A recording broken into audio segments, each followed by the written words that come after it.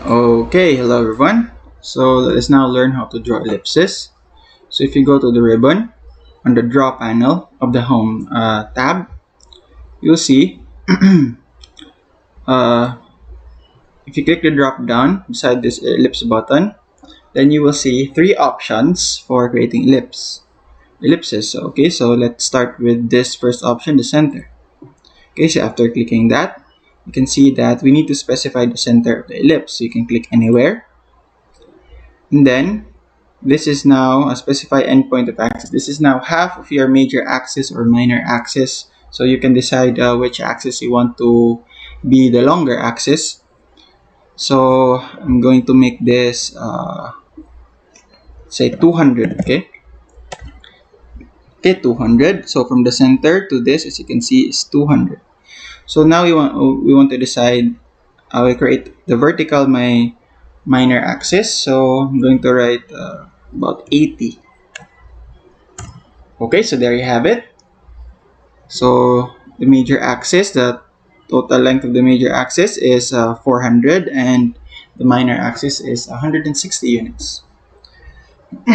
Okay, so let's create another ellipse, the same ellipse using a different approach. This is called the axis end. See, once you click that, we need to specify axis endpoint of ellipse.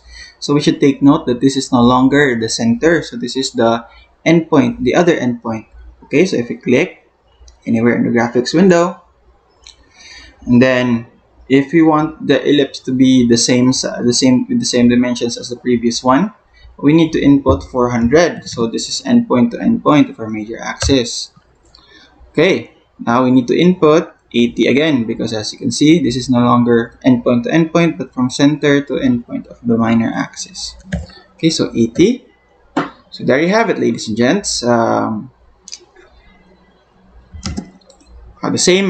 same ellipse created using different approaches.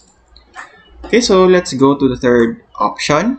This is an elliptical arc. So this is not necessarily an ellipse, so it's an elliptical arc. Okay, let's turn on ortho. Okay, so it says specify axis endpoint of elliptical arc. So I will start here on the right endpoint, and then I will write 400 still. Let's stick with 400. So there you have it, our major axis. So let's specify the distance to the other axis. Okay, let's write 80 again.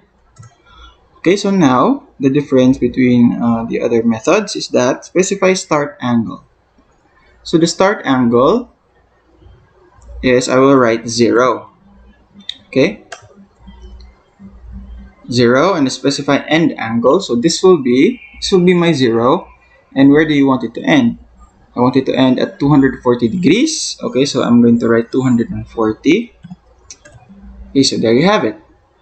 Okay, so this is 0 to 240 degrees. So you should take note of this subtle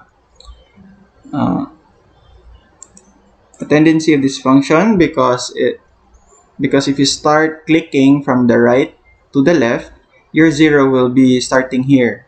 Okay, so in my case, I started the line, the endpoint of the axis, of the major axis in this case, from the right to left. So this will be my 0.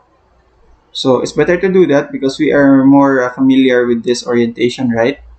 From 0 starting here to 360. Okay, so those are the ways to create ellipse. So thank you for watching, and we'll see you in the next video.